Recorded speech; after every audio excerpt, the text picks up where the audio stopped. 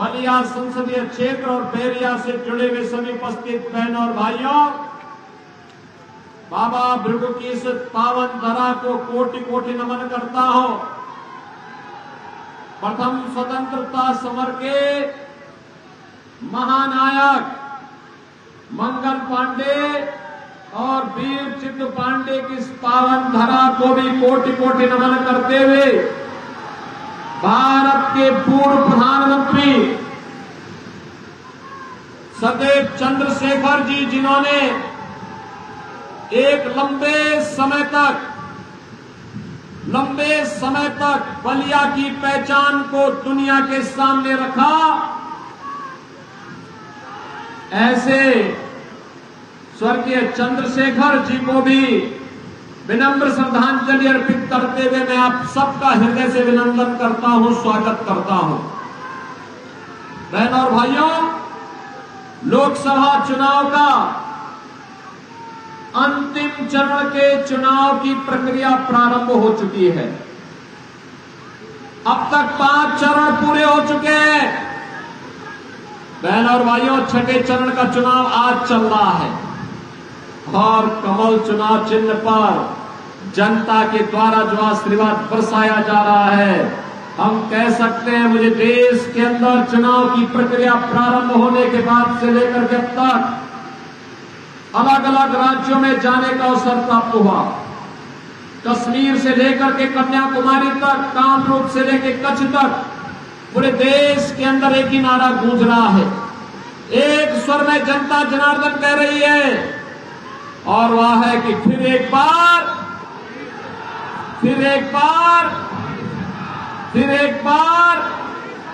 और अब की बार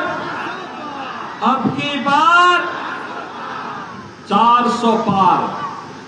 जब 400 पार की बात करते हैं तो ये समाजवादी पार्टी और कांग्रेस के लोगों को तो चक्कर आने लगता है कि 400 पार कैसे होगा। वो युक्ति पूछते हैं जनता जनार्दन से कि 400 पार कैसे, तो जनता कहती है, क्या कहती है? जो राम को लाए हैं, क्या कहती है? जो राम को लाए हैं हम उनको लाएंगे, जो राम को लाए हैं हम उनको लाएंगे। स्वाभाविक रूप से पूरा चुनाव राम भक्तों, राम द्रोहियों के बीच में जाकर के चला गया है, सिमट गया है। बहनों और भाइयों, राम द्रोही जो राम भक्तों पर गोली चलाते हैं, आतंकवादियों, नक्सलवादियों के प्रति सहानुभूति रखते हैं, जो भारत के विकास पर जिन्हें पीड़ा होती है, जिन्हें गरीब कल्याणकारी योजनाओं को चलाने में अच्छा नहीं लगता, जिनको गरीबों का शोषण करना ही जिनका युग धर्म बन गया है, ऐसे लोग रामद्रोही की श्रेणी में खड़े होकर के आज कांग्रेस के नेतृत्व में समाजवादी पार्टी, आरजेडी और ये सभी दल एक और चुनावी समर में खड़े हैं और दूसरी तरफ मोदी जी के नेतृत्व में भारतीय जनता पार्टी, सुहेलदेव राजभर पार्टी,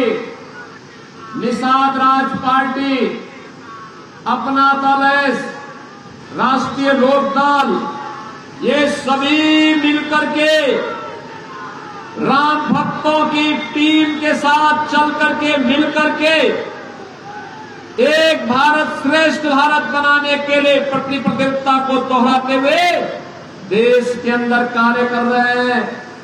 बहनों और भाइयों, मुझे कहने में कोई किसी प्रकार की दिक्कत नहीं। हमने और हम में से हर व्यक्ति सौभाग्यशाली है कि हमने अयोध्या में रामलला को अयोध्या धाम में 500 वर्षों के बाद विराजमान होते हुए भी देखा है, और अयोध्या में 500 वर्षों के बाद रामलला को अयोध्या धाम में, बहन और भाइयों, अपना जन्मोत्सव और होली खेलते हुए भी देखा है। आज आप अयोध्या जाएंगे अयोध्या कितने लोग गए हैं इधर? कितने लोगों ने अयोध्या दर्शन किया है? अभी काफी लोगों ने किया है, लेकिन बाकी जितने लोग बचे हैं, मैं यहां पर नीरज शेखर जी से कहूंगा, दया शंकर से कहूंगा कि रोडवेज का तो इन्हीं के पास वो है। एक बार चुनाव के बाद बेरिया और बलिया वालों को अयोध्या में पूरा दर्शन करवाइए, नई अयोध्या का दर्शन करवाइए। आज आप अयोध्या जाएंगे, ऐसा लगेगा जैसे प्रभु राम साक्षात कृपा कर रहे हैं। एक त्रेता युग की अयोध्या आपको अयोध्या में नजर आएगी। बहनों और भाइयों, मैं पूछना चाहता हूं, क्या ये काम कांग्रेस और समाजवादी पार्टी के लोग कर पाते क्या? राम मंदिर का निर्माण क्या ये लोग कर पाते क्या? बना पाते क्या? ये राम मंदिर नहीं बना सकते, ये विकास नहीं करा सकते, ये गरीब कल्याण नहीं कर सकते, ये आपको सुरक्षा नहीं दे सकते, ये देश के अंदर आतंकवाद की सहानुभूति आतंकवाद और नक्सलवादियों के प्रति होती है, भ्रष्टाचारियों इनके शागिर्द बनते हैं, हर बड़ा माफिया इनके सरपरस्त इनका होता है, तो फिर हम इनको काहे अपने सिर में ढो करके चलते हैं? क्यों अपने लिए बोझा बनाते हैं? और मैं यही कहने के लिए आज आपके पास आया हूं कि बहनों और भाइयों, हमारा दायित्व बनना चाहिए मोदी जी के नेतृत्व में, जैसे भारत ने 10 वर्ष में एक बेहतर योजना बना करके भारत का कायाकल्प किया है, दुनिया के अंदर भारत का सम्मान बढ़ा है, भारत की सीमाएं सुरक्षित हुई हैं, आतंकवाद और नक्सलवाद समाप्त हुआ है। याद करिए, कांग्रेस और समाजवादी पार्टी की सरकार थी और उस समय आतंकी वारदात होती थी। सुबह हम अखबार पढ़ते थे, अखबार पढ़ते ही पहली खबर मिलती थी भ्रष्टाचार की। सायकाल होते होते आतंकी विस्फोट की घटना सामने आती थी, निर्दोष लोगों की हताहत होने के समाचार सामने आते थे। और जब हम सरकार पर दबाव बनाते थे कि भाई आतंकवादियों के खिलाफ कार्रवाई करे, तो सरकार कहती थी आतंकवादी तो सीमा पार के। हमें आश्चर्य होता था, अरे सरकार को अपने नागरिकों को सुरक्षा देना उसका दायित्व है। जैसे प्रदेश के अंदर आपने देखा होगा या देश के अंदर आपने देखा होगा, देश के अंदर जितने आतंकी संगठन थे, नक्सली संगठन थे, मोदी जी के नेतृत्व में 10 वर्ष में सबको समाप्त कर दिया गया। न रहेगा बांस, न बजेगी बांसुरी। और ऐसे ही प्रदेश के अंदर जितने बड़े बड़े माफिया थे, सिर उठा करके चलते थे, बेटी और व्यापारी की सुरक्षा के लिए खतरा बने हुए थे, राह चलते हुए राहजनों को गोली मारते थे, आज आपने देखा होगा वे सब भी मिट्टी में मिल गए हैं, किसी का तो पता नहीं चलता। ये सरकार का दायित्व बनता है अपने नागरिकों को सुरक्षा प्रदान करें और उसकी सर्वोच्च प्राथमिकता होनी चाहिए। बहनों और भाइयों, उस समय हम कांग्रेस से कहते थे, समाजवादी पार्टी से कहते थे कि आतंकवादियों से निपटो, वह कहते थे आतंकवादी तो सीमा पार के हैं। बहनों और भाइयों, आज कैसे समाप्त हो गया? अब तो कहीं पटाखा भी जोर से फट जाए तो पाकिस्तान पहले सफाई देता है, कहता साहब मेरा हाथ नहीं है और मुझे मेरा नाम मत ले, मुझे एक बार तो दोषी ठहराना। बहनों और भाइयों, पाकिस्तान को मालूम है ताकत की भाषा वह समझता है और जानता है ये नया भारत है, छेड़ेगा नहीं, लेकिन अगर कोई छेड़ेगा तो उसको छोड़ेगा भी नहीं। और बलिया से ज्यादा इस भाषा का इस्तेमाल कोई दूसरा कैसे कर सकता है? बलिया ने तो कभी गुलामी स्वीकार की ही नहीं। देश 1947 में आजाद हुआ, बलिया ने 1942 में ही अपने को स्वतंत्र घोषित कर दिया था। बहनों और भाइयों, विकास के कार्य कोई सोचता था पूर्वांचल विकास, जो आप पूर्वांचल, हमारी पूर्वांचल एक्सप्रेसवे बन रही है, उसका लिंक एक्सप्रेसवे बलिया तक जाएगा, आज बन रहा है, तेजी के साथ काम चल रहा है। 4 लेन की कनेक्टिविटी हो, बाढ़ की समस्या का समाधान हो, बलिया में उत्पादित सब्जी दुनिया के बाजार में जाए, वाटरवे का उपयोग सर्वाधिक करने वाला कोई एक जनपद है तो प्रदेश में वह जनपद बलिया जनपद है जो वाटरवे का उपयोग कर सकता है। हमने अथॉरिटी का गठन भी किया है। इन्हीं का विभाग, दयाल शंकर का ही विभाग उस काम को देख रहा है। बहनों और भाइयों, हाईवे बन रहे हैं, रेलवे के काम हो रहे हैं। रेलवे में नई ट्रेन आ रही है, कई वंदे भारत ट्रेन, कई अमृत भारत ट्रेन, कई नव Bharat train, world class facility है।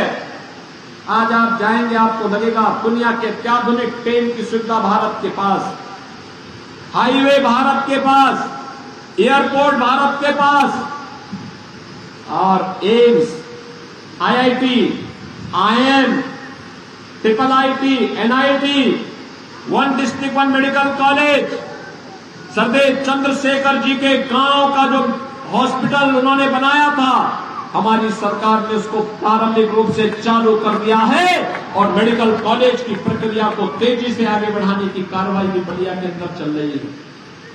बहनों और भाइयों, हर घर नल के माध्यम से शुद्ध पेयजल उपलब्ध करवाने की कार्रवाई भी आगे बढ़ रही है। और याद करिए, गरीबों के लिए कितनी योजनाएं, 80 करोड़ लोगों को भारत फ्री में राशन दे रहा है। और पाकिस्तान की हालत क्या है? 23 करोड़ की कुल आबादी, वे भी भूख से मर रहे हैं। मैं कहना चाहूंगा, जो पाकिस्तान का राह करापते हैं, मैं उनसे कहना चाहता हूं, क्यों वे भारत में बोझ बने हुए हैं? पाकिस्तान में जाओ, एक बार देख के आओ, वहां कोई भीख भी नहीं देने वाला है, क्योंकि जो स्वयं भीख मंगा हो, दुनिया के अंदर भीख का कटोरा लेते हुए फिर रहा हो, वो क्या दूसरों का पेट भरेगा। लेकिन आज भारत तो अपने देश के अंदर 80 करोड़ लोगों को फ्री में राशन दे रहा है। 60 करोड़ लोगों को भारत 5 लाख रुपए प्रतिवर्ष उपचार के लिए उपलब्ध करा रहा है।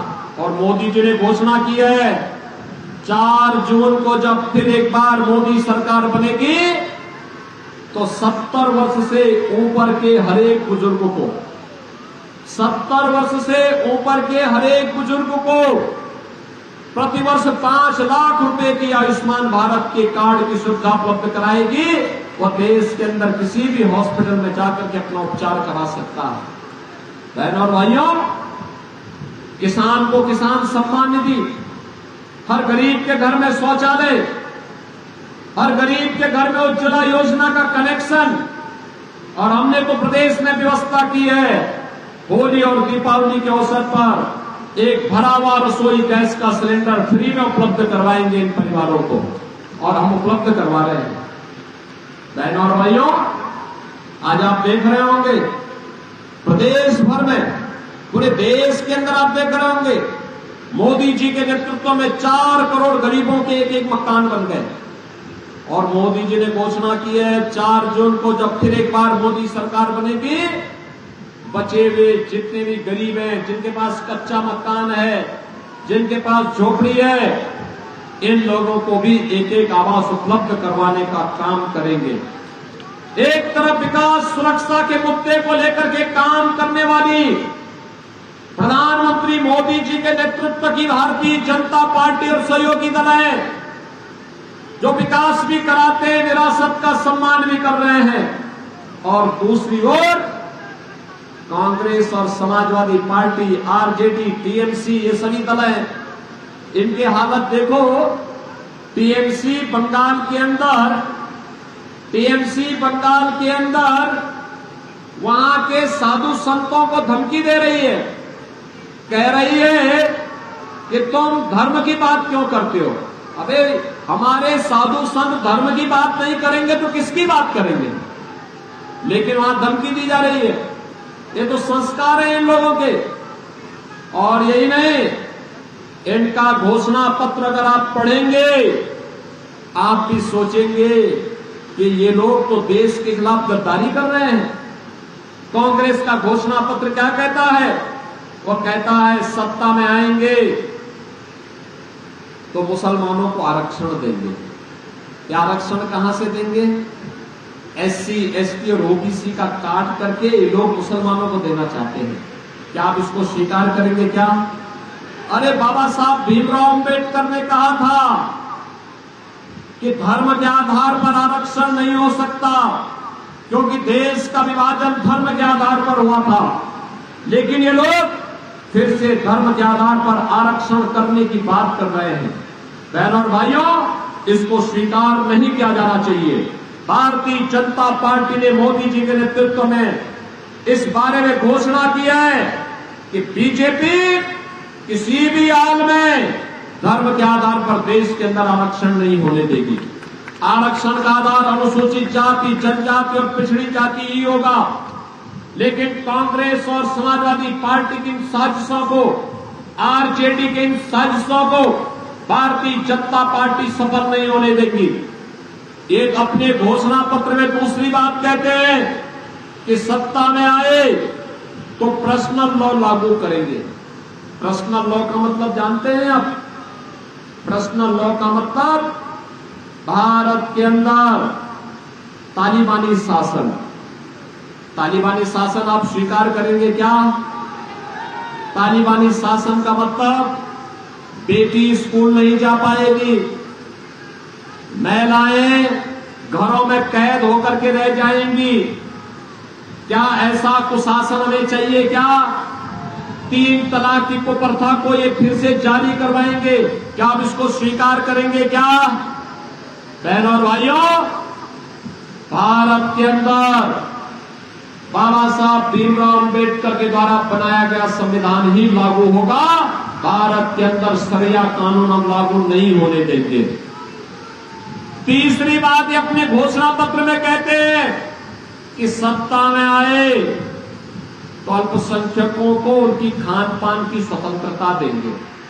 बहनों और भाइयों, मैं पूछना चाहता हूं, ऐसा कौन सा खान पान है, कौन सा खान पान है जो खान पान बहुत संख्यक खाता है लेकिन अल्पसंख्यक नहीं खाता है, या अल्पसंख्यक खाता है बहुत संख्यक नहीं खाता है? अरे बाटी चोखा आप भी खाते होंगे, वो भी खाता होगा। चावल आप भी खाते होंगे, वो भी खाता होगा। दाल आप भी खाते होंगे, वो भी खाता होगा। सब्जी आप भी खाते होंगे, वो भी खाता होगा। लेकिन एक जगह में आके ठहर जाते हैं, एक जगह में आके ठहर जाते हैं।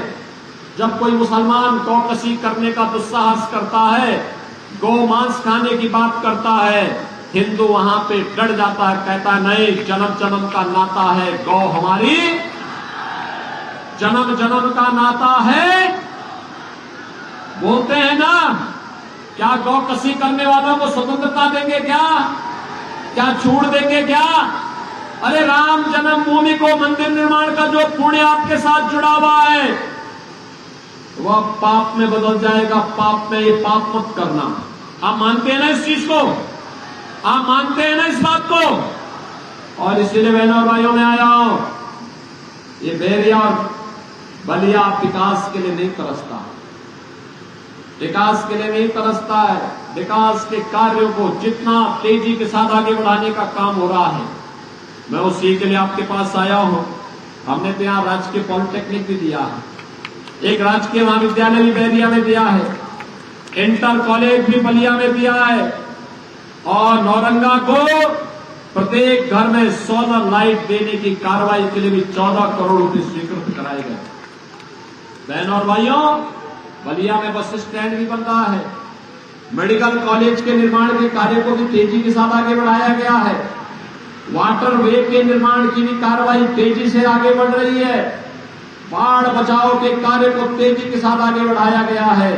और मैं तो आपको यही कह सकता हूं कि बहनों और भाइयों, आपने बीजेपी को वोट दिया, बीजेपी सुरक्षा भी देगी, सम्मान भी देगी, विकास भी कराएगी और गरीब कल्याणकारी योजनाओं को भी तेजी के साथ आगे बढ़ाने का काम करेगी। और इसीलिए आज मैं आपके पास आया हूं। यहां पर भारतीय जनता पार्टी ने सदैव चंद्रशेखर जी की विरासत को आगे बढ़ाने के लिए श्री नीरज शेखर को अपना प्रत्याशी बना करके आपके बीच उतारा है। बलिया की सीट में जीतने का मतलब 4 जून को 400 पार के लक्ष्य को हम प्राप्त करेंगे। आप सहमत हैं? क्या बलिया सहमत है? बैरिया सहमत है?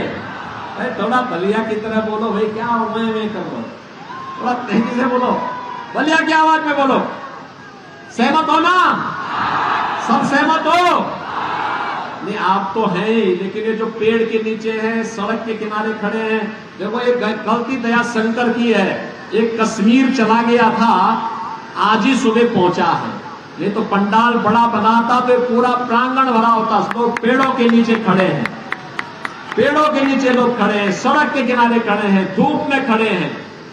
मैं उन सबसे भी कहूंगा, मैं आपका अभिनंदन करता हूं, आपके उत्साह के लिए मैं आपका स्वागत करता हूं। और बस सड़क के किनारे भी खड़े हैं, इधर भी खड़े हैं सड़क के किनारे। लेकिन मैं आपसे अनुरोध करूंगा कि बहनों और भाइयों, आप श्री नीरज शेखर जी को 1 जून को चुनाव जिता करके देश की संसद में फिर से भेजेंगे। अरे सड़क के उस पार वाले भी बोले, सड़क के किनारे जो पेड़ के नीचे खड़े हैं, आप बना के आप भेजेंगे। और इधर सड़क के किनारे सभी लोग सहमत है ना? लेकिन इसके लिए 2 काम करने पड़ेंगे। करेंगे? मेरी बात को मानेंगे? घर घर जाएंगे? आप में से जितने भी लोग यहां आए हैं, मैं आपसे अनुरोध करूंगा कि आप में से, अभी हमारे पास 6 दिन है प्रचार के लिए। इन 6 दिनों में हर व्यक्ति जो राम भक्त है, जिसको देश की चिंता है, जिसे आत्मनिर्भर और विकसित भारत के बारे में जिनके मन में एक तड़प है, भारत माता के प्रति जिसके मन में गौरव का भाव है, उस हर व्यक्ति से मैं अनुरोध करूंगा कि वह इन 6 दिनों का उपयोग करे। ये 6 दिन हम देश के लिए देंगे। और देश के लिए किस रूप में देंगे? हर दिन 3 घंटा, 3 घंटे का समय। इन 3 घंटों में आपको प्रतिदिन 10-10 परिवारों के साथ संपर्क करना है। 10 परिवार में, एक परिवार में 4 लोग होंगे, किसी में 5 होंगे, किसी में 6 होंगे, किसी में 3 होंगे। प्रत्येक सदस्य से मिलकर के अनुरोध करना है। अनुरोध यही करना है कि मोदी जी के नेतृत्व में विकसित भारत बनाने के लिए, राम राज्य की परिकल्पना को साकार करने के लिए श्री नीरज शेखर को चुनाव जिताकर भेजना है। कमल चुनाव चिन्ह को, चुनाव चिन्ह कमल के लिए वोट मांगेंगे। पेड़ के नीचे वाले भाई, आपके पास तो बहुत अच्छी हवा आ रही होगी पेड़ की, मांगेंगे ना? और दूसरा कार्य, 1 जून को 10 बजे के पहले उन सभी मतदाताओं को मतदान केंद्र में ले जाके मतदान कराना है। कराएंगे? करा देंगे। देखो आज भी मतदान हो रहा है। जहां पे कार्यकर्ता जनता जनार्दन सक्रिय है, वहां 30% मतदान 11 बजे तक संपन्न हो चुका था। 30% मतदान, यानी अगर शाम तक मतदान का क्रम चलेगा तो 70% तक पहुंच जाएगा, तेजी के साथ आगे बढ़ जाएगा।